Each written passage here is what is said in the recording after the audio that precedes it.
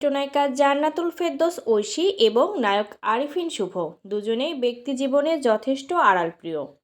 কাজ ছাড়া তাদের খুব একটা দেখা মেলে না, সোশ্যাল হ্যান্ডেলেও একেবারেই সীমিত উপস্থিতি।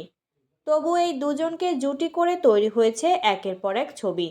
Mission Extreme, Mission Extreme 2, Black War এবং নূর। এর মধ্যে তৃতীয় ছবিটি মুক্তির অপেক্ষায়। তবে চলচ্চিত্রের বাইরেও আলোচনায় এসেছে এই জুটি, বিশেষ করে শুভ। গত জুলাইয়ে শুভ জানান তার দাম্পত্য জীবনের ইতি টানার কথা। স্ত্রী অর্পিতার সঙ্গে সম্পর্ক টেকেনি। এ খবর তিনি প্রকাশ্যে দেওয়ার পর শুরু হয় নতুন জল্পনা।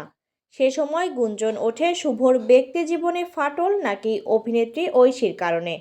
অনেকে বলছেন বিভিন্ন অনুষ্ঠান ও আয়োজনে দুজনকে একসঙ্গে দেখা যাওয়ায় সন্দেহ ঘনীভূত হয়েছে। এরপর অবশ্য সেই গুঞ্জন এগোয়নি, তবে জিইয়েছিল কৌতূহল। সেই কৌতূহল ডালপালা ছড়াচ্ছিল এতদিন। এবার সেই কৌতূহলটাকে যেন নিজেরাই জাগিয়ে তুললেন নায়ক নায়িকা। মঙ্গলবার সকালে প্রায় একই সময়ে একই ধাঁচের ছবি তুলে ধরলেন দুজন। ঐশী শিউলি ফুল আঁকা শাড়িতে শুভর বুকে মাথা রেখে আবছা আলোয় ধরা দিয়েছেন। ছবিটি যেন নিজেই বলছে তাদের গল্প। কিন্তু রহস্য আরও গভীর হয় ক্যাপশনে।